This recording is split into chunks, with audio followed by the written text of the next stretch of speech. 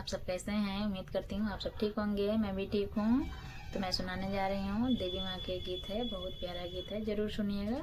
अच्छा लगे तो लाइक सब्सक्राइब कमेंट जरूर कीजिएगा दोस्तों प्लीज़। मैया मोरी दुलरी सिरहनवा पंखा डोले हो लाले। मैया मोरी दुलरी सिरहनवा पंखा डोले हो लाल। मैया के मांगो में टीका शोभे, मैया के मांगो में टीका शोभे।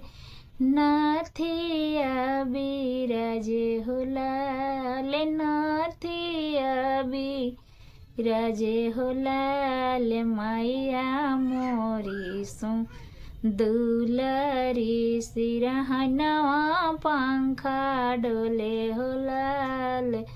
मैया मोरी दुलरी सिरहनवा पंखा डोले हो लाल। मैया के गले में हरवा शोभे, मैया के गले में हरवा शोभे। भे मुनारी का बिरज हो लाल, अंगूठी बिरज हो लाल। मैया मोरी दुलरी सिरहनवा पंखा डोले हो लाल। मैया मोरी दुलरी सिरहनवा पंखा डोले हो लाल। मैया के पाँव में पायल शोभे, मैया के पाँव में पायल शोभे।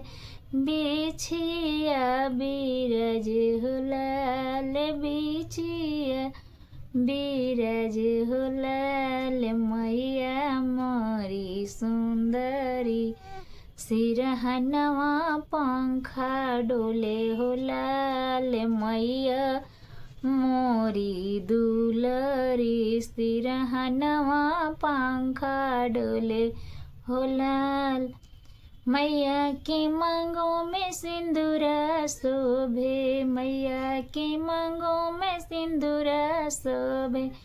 बिंदिया बिरज हो लाल, बिंदिया बिरज हो लाल। मैया मोरी दुलरी सिरहनवा पंखा डोले हो लाल।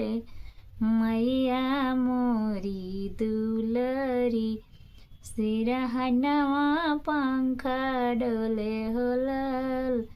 मैया के हाथों में चूड़िया शोभे, मैया के हाथों में चूड़िया शोभे। पंजा बिरज हो लाल, पंजा बिरज हो लाल। मैया मोरी दुलरी सिरहनवा पंखा डोले हो लाल। मैया मोरी दुलरी सिरहनवा पंखा डोले हो लाल।